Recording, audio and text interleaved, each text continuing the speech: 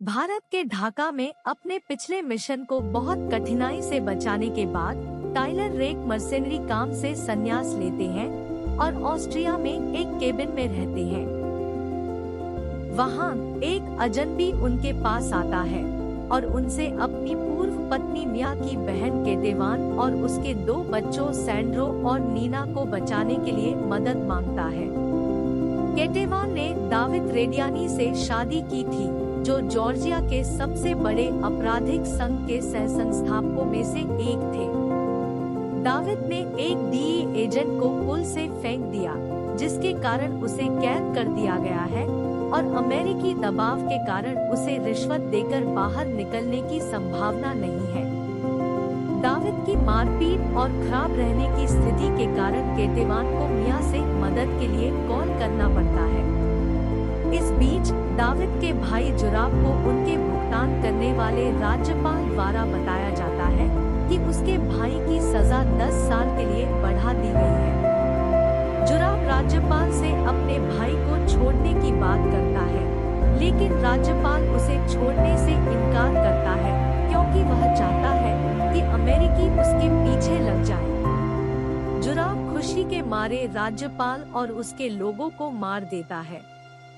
Tyler निक और यास को अपनी टीम में शामिल करता है और वे कारागार में घुस जाते हैं। दाविद बंदीग्रस्तों को अलर्ट करता है, जो एक दंगा शुरू करते हैं। निकालने के दौरान दाविद टाइलर और केटेवान पर हमला करता है, जिससे टाइलर को उसे मारना पड़ता है। टाइलर और केटेवान को दंगे से लड़ने के लिए मजबूर होते हैं, लेकिन वे वियना में अपने सुरक्षित घर तक भाग जाते हैं। हालांकि सैंड्रो, जो अपने पिता का पूजनीय मानता है, गुप्त रूप से अपने चाचा से संपर्क करता है और उनकी स्थान खोल देता है। जुराब और उसके लोग टाइलर और टीम का पता लगाते हैं और सुरक्षित घर तक पहुंचते हैं। केटेवान अपने बेटे को डांटती है क्योंकि उसने अपने परिवार को जोखिम में डाल दिया है और नैतिकता दिखाई है।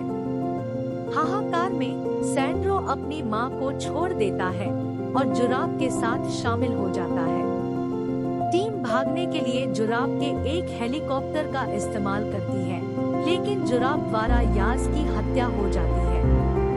टीम टाइलर के केबिन में वापस चली जाती है, जहां वह और केटेवान मिया से हमदर्दी करते हैं। टाइलर मिया से माफी मांगता है क्योंकि उसने अपने बेटे के कैंसर से मरने से पहले मिशन पर जाने का निर्णय लिया था।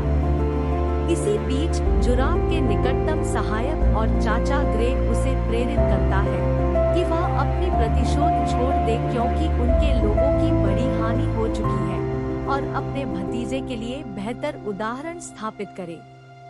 रोष में जुराब ग्रेग की हत्या करता है और टाइलर से संपर्क करता है। उसे बताता है कि उसे नजदीकी हवाई अड्डे पर मिलना है। टाइलर जुराब और सैंड्रो को चर्च में पाता है, जहां सैंड्रो एक विस्फोटक वेस्ट पहन रहा है। जुराब सैंड्रो को टाइलर की पिस्तौल लेने के लिए मजबूर करता है, लेकिन सैंड्रो, जिसने अपनी गलती समझी है और अपने पिता और चाचा के असली चेहरे को पहचान लिया है, टाइलर को नहीं गोली चलाने के लिए तैयार होता है। टाइलर जुराब के साथ लड़ता है और उसे मार देता है, लेकिन निक घायल हो जाता है, जबकि पुलिस चर्च पर घेरा बांध लेती है। परिणाम स्वरूप निक और टाइलर को कैद कर लिया जाता है और मिया टाइलर को सूचित करती है कि केटेवान और उसके बच्चे सुरक्षा योजना में ले जाए गए हैं। उसे बताती है कि उनके बेटे के पास उसके अच्छे यादें हैं और उसे सदा के लिए अलविदा कहती है। टाइलर को कारागार से बाहर ले जाया जाता है ताकि उसे शुरुआत में अजनबी के पास मिलने के लिए भेजा जा सके, जो एक और काम के साथ आया है। टाइलर निक के बिना अपनी स्वीकृति नहीं देगा, लेकिन देखता है कि अजनबी ने पहले से ही निक को साथ लिया है, जानते हुए कि टाइलर उसके बिना नहीं चलेगा।